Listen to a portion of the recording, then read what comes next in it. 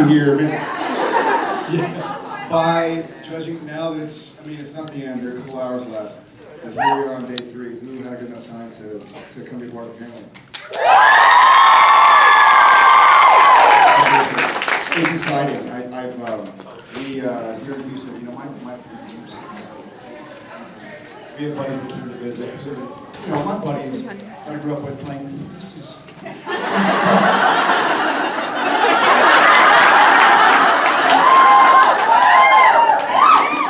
come over here, you already broke yours. Mine just broke through. And they were like, that's the crazy, I didn't know, man. I had friends that are dear friends of mine stood up at my wedding and don't know the name of my character. Not because they're just like, yeah, you're still kicking ass. You're very cool. And then they came to so people like your show, huh? Yes, but it's more than that because as we've seen over the last 10 years, it's become, I can't tell, maybe some of you are in this exact scenario, but I can't tell you how many people I've met and continue to see at conventions who are like, I met my best friend at Houston or Dallas Con 08 or at Burbank Con 09, and we've been best friends ever since.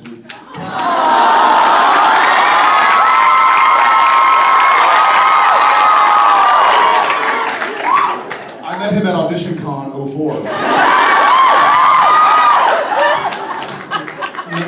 Supernatural Network Supernatural Con, Testing Network. Yeah, January 05. Was it January 05?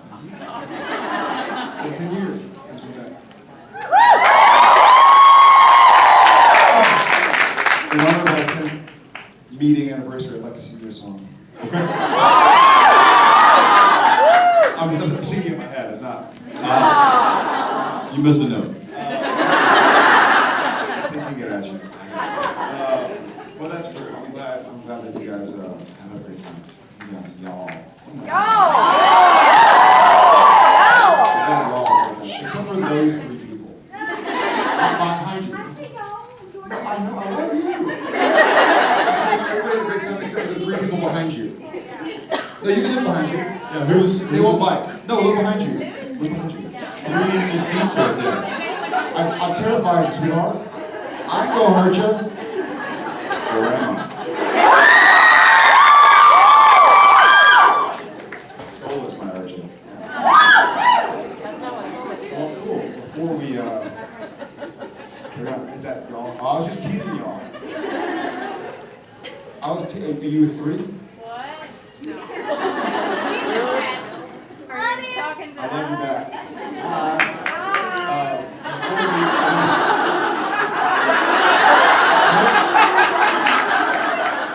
Oh, I love you too. I thought it was Cliff. That was kind of,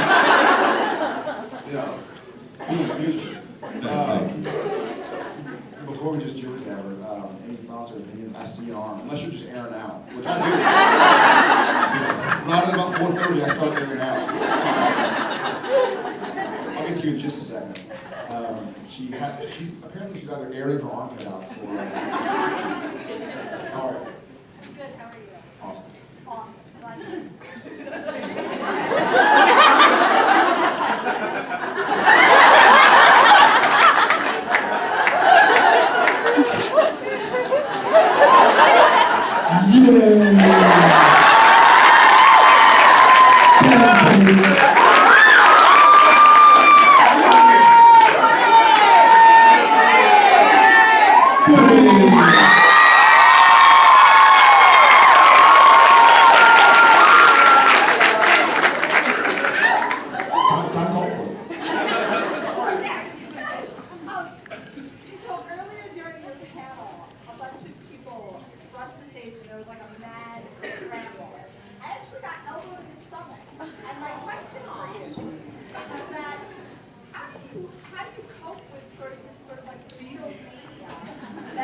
Well, I say to her, I'm like, whoa, elbow her in the stomach.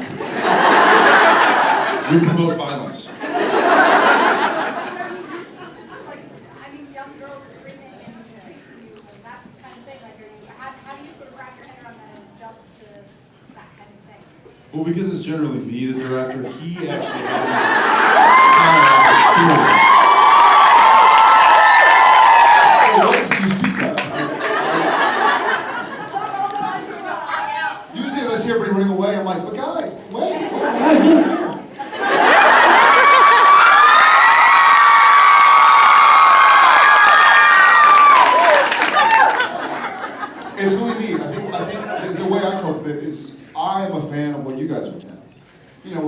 show. We're here for what the show stands for, and the people we've met that have become a part of our lives while the show's been being made. All of our lives have changed. I mean, some people have watched I'll help you with that. You're the Richard Jensen.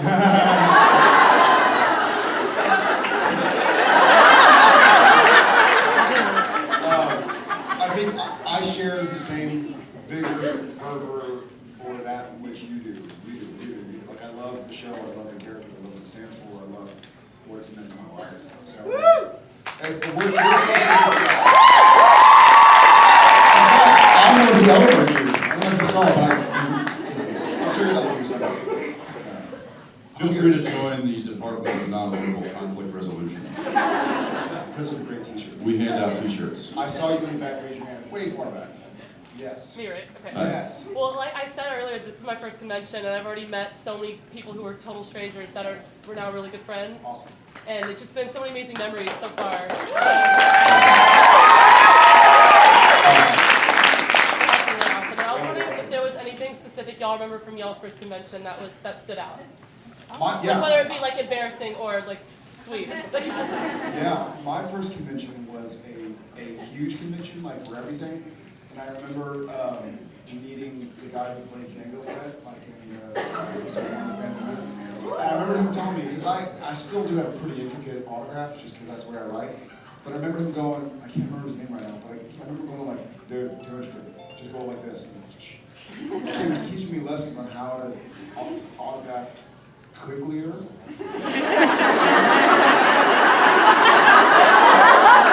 I'm going to defer to Jared's mother on that one. No, out? Yeah, out. Yeah, I know. It's sensitive. Quickly. I think from my first convention, I remember that the show, people didn't yet really know Supernatural. I did it in like March of 06, maybe, or February of 06. So some people knew, but they were there for, Lost was huge, you know, like Evangeline Lilly and Summer Holden was there, and a lot of the Lost people were there, so it was more of a, hey, kill them. We were there for you, Jared. I was there for you. But I enjoyed it. So. There were two things to the first one that was anybody there at the Supernat? It was kind of a multi-show Rogue in Coventry, I think it was. Anybody? Was that it was Asylum?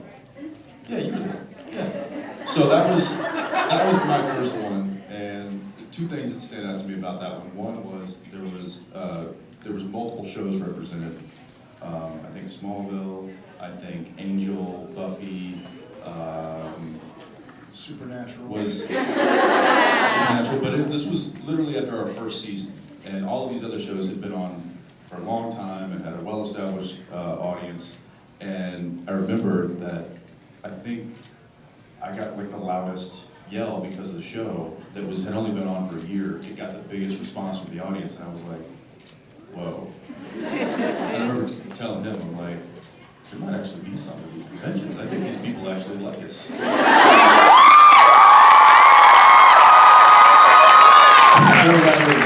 We can get picked up for a second. Yeah, we might actually get a second season out of this. And then the second thing was that I was physically attacked by a young girl. I wasn't hurt. She just had an episode and literally came out of the crowd and legs wrapped around, arms around my head, and was just going in for a kiss. Luckily, I had my buddy there, who some of y'all know, Jason Mans, who's a little larger than I am, and he just stuck a forearm in her chest. It's instinct. But she didn't like go to, she like slid slowly. Because she was double wrapped.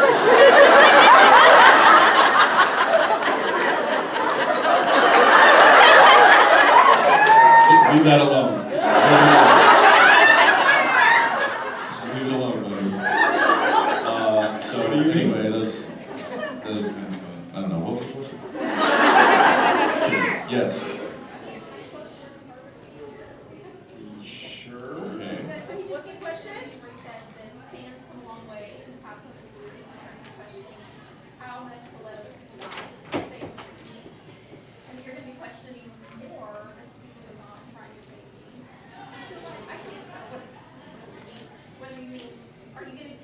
What's he talking about? It's gonna go darker. I know he's questioning. Do you feel like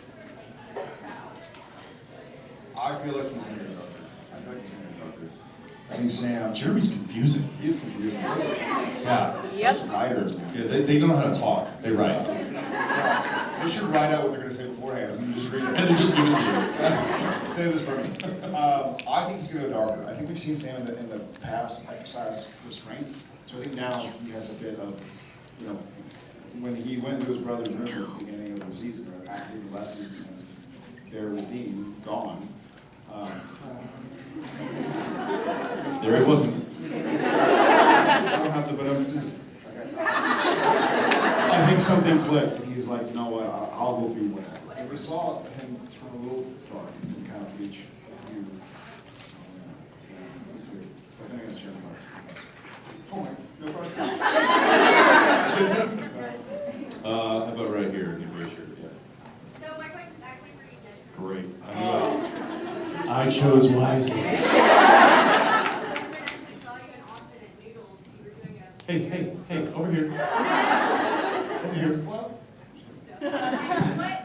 made you want to do 10-Inch Hero? It's one of my favorite movies. Have you guys seen it? I saw it twice. Oh, you're the one. That was one of those, it was so obvious that she thought everybody was going to continue yelling. I saw it! Everybody got really quiet. I was the only one yelling, I thought. I had read that script like a year before we actually started filming it, and I just remember thinking this would be a really fun role to play because it's not something that I've done before, and it's something that I just liked. I like reading it. I'm like, this would be really fun. I really enjoyed playing this character. So I told my agent to reach out to them and say that that's something I'd really be interested in. And the funding fell through, and they couldn't get it, and so it kind of went on the shelf for the better part of a year. And then it came back, and the director called a meeting with me and said, "Are you still interested in doing this?" And I said, "Yeah, absolutely." And I was the first actor attached to that cast, and then they started holding auditions, and I read with a few people for some of the other parts, just a kind of a chemistry test type thing, and yeah, and then they got the cast that you saw, and I think they did a really good job. There was a few of the cast members that I really gravitated towards. One in particular.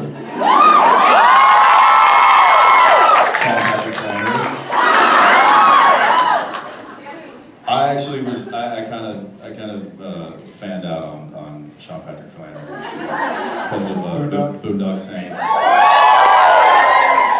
and Suicide Kings. If you guys haven't seen that movie, that is a fantastic movie. Great Christopher Walken movie. So yeah, and obviously I fell in love with my wife while doing that movie. So that was a bonus.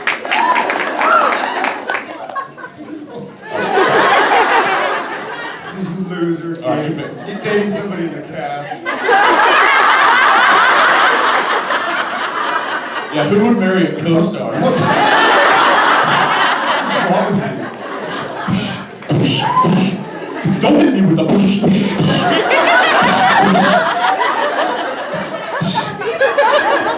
People like badly beatboxing.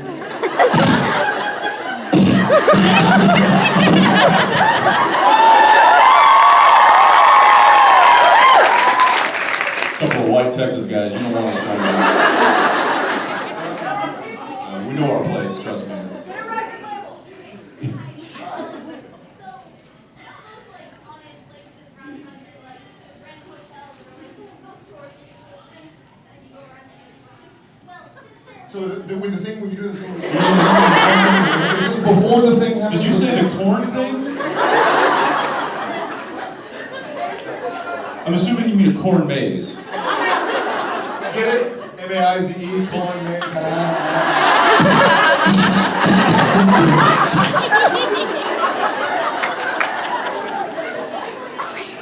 Seriously. Is there to say why you pay for this?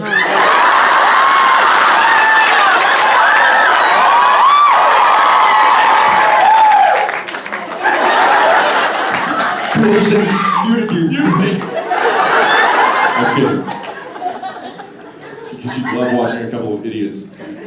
make asses of themselves. Okay, sorry. Question. Now that you like, there's so many episodes where like they read the newspaper and they're like, oh, that's weird, headline, we're gonna go check that out. Do you guys feel like that translates to your real life? Like, have you ever seen like articles online or something like that? And you're like, oh, that's something spooky. I can go about that. Sometimes joking.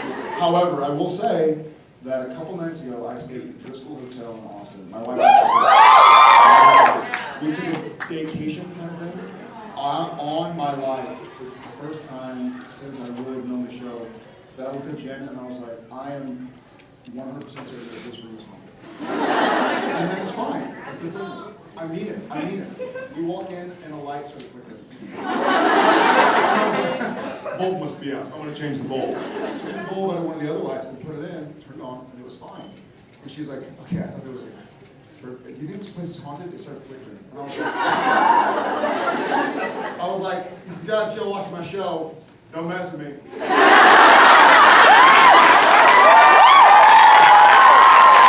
They go to the wrong room, sucker. I woke up at like 3 a.m. to pee or whatever. I woke, you wake up when your sleep cycle changes. I woke up for whatever reason, and someone was pulling the sheet on one side back to the other, and Jen was not, it was not Jen. All my life. It was me.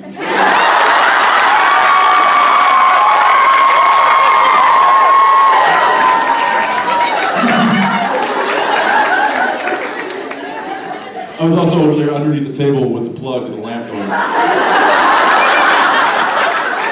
think it was room 434 at the Driscoll. I'll check and see what it is. I have the key thing. But, so that certainly to me, I was like, that's funny. And I turned the TV on the next day and what was on? Minute ending, and it was a hotel TV. When you turn it on, or like you could be on channel 100. You turn it off, turn it back on, and it goes to the menu, and it's like, Mario Lopez. So, instead of going to that, I went to Supernatural. And I was like, yeah, so you do know the show. Weird. This side. Who said this side? You. So this is my first convention, and y'all have made it fantastic so far, so thank you so much. My question is for Jared. I know you're impressed. Found him. I really, really love Jensen. You what? I really, really love you. Oh, I love you too. More than Jared a little bit. Oh, I don't need you to say that again. Because Yeah. But she likes me more. She hates that she loves me. anyway, your question has to do with the guy you don't like. So what's your question?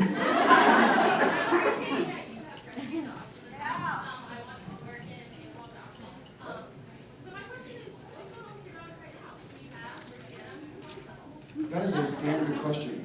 What's going on with my dogs? Yeah. What is going on with your dogs right now? Kelly, her name is Kelly Brummer. She is our wardrobe trailer person, which means that she, if we're filming scene 1 and we're in our FBI suits, and she sets the suits in the trailer. If my pants rip on set, she goes into she's in charge of all the, she does like all the fittings. Yes, there's a position required for Jared ripping his pants. It's a highly employable position. She's been with us since the beginning. And she has a house with a yard, and the dogs prefer her company anyways to mine. But when we're out of town, they go over to her house. And then when I show up to work on Monday morning and they're in my trailer, they see me, they're like, oh. But they're doing their Sadie and Indy are alive now. Thank you. Waving hand. I see the waving hand. Yes, you. Yes, that's the thumb. You're talking to me right now. Yes, you. All right. So I don't know how superstitious you guys are, but have you ever had to do anything on set that was like, I don't know, like talking in Latin or summoning demons or playing the Ouija board? Because personally, when I think of like supernatural, like, I'm like, I don't know if I would touch the Ouija board. With my luck, it moves. But I'm not trying to test the waters, like. It's weird. I've never considered myself superstitious, But there are certain things that I do, and I can only describe them as being superstitious. You know, like there's certain things that I will always walk onto a plane with my right foot first, and I don't know why I do it. It's just like it hasn't failed me yet. That's exactly. I do the yellow light thing. Every plane. Yeah, the yellow light. You tap the roof. Like so, there's certain things I know that I do that it can only be described as being superstitious, but I don't consider myself a superstitious person. So when we do stuff like recite Latin that actually is an exorcism or something that they have done research on and found and gotten the actual text, and we're reciting that now verbally, I kind of think, you know, if it is real, then we're about to see some cool stuff. Luckily, most of the time when we're doing exorcisms, it's not like conjuring. Yeah, we're not conjuring something demons, we're trying to get rid of them. So, maybe a little bit more strange, I suppose. although we've done we've done demon conjuring spells, you know, with the, when we light the match and when all of that stuff.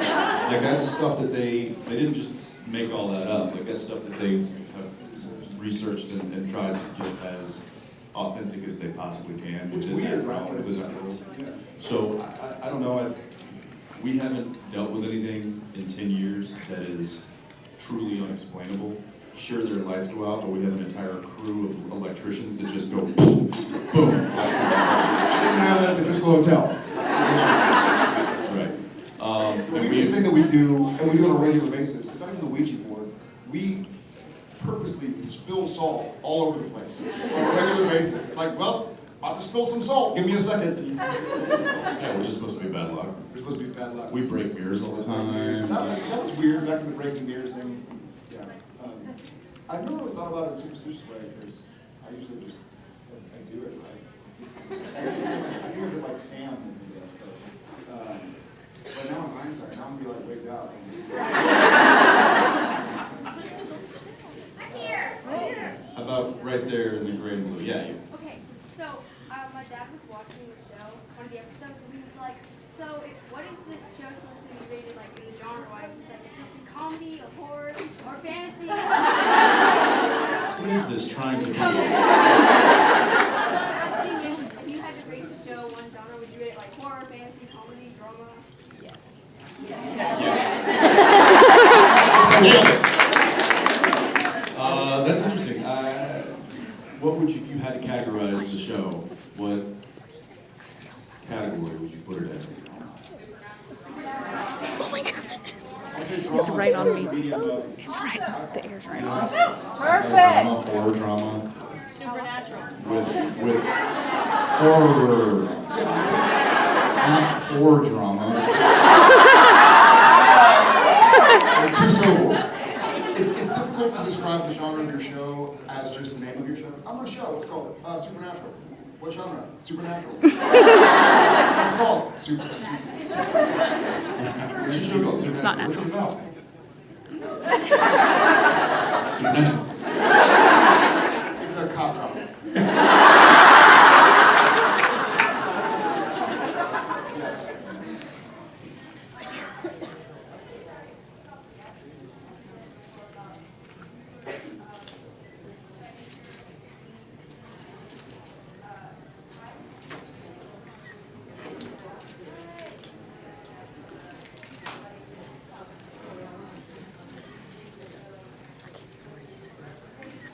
What did we say again? The bloody fist Santa. I didn't cure him.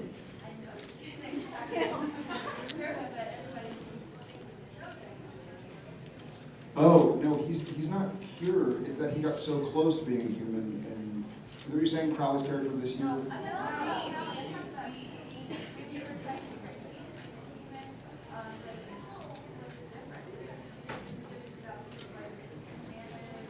Maybe that's why he didn't really get cured.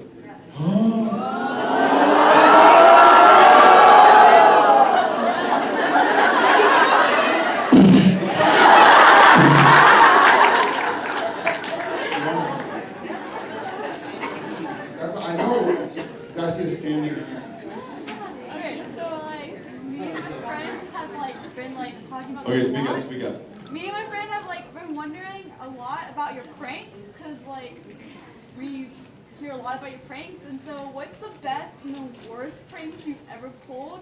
And what's the best and worst pranks you've ever been pulled on? Does that make sense? Yeah. The thing with the pranks though is we're not like a George Clooney where we think of these elaborate pranks and you know that takes days or weeks to really pan out. That's way too much energy. He has plenty of fish. Except if it's Misha, then there's maybe a little bit more planning involved. If you're ever missing your truck.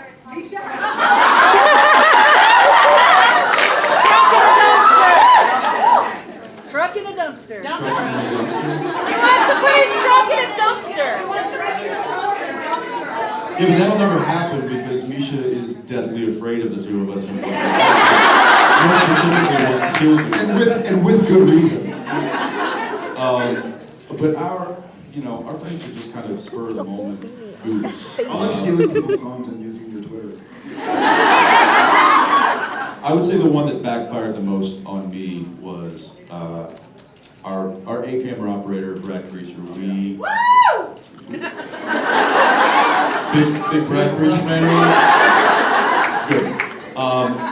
We love him to death. He is certainly family to us, but he is an amazing dancer. But we mess with him nonstop, constantly. And one time I had a piece of, I was getting a piece of gum out of, you know those,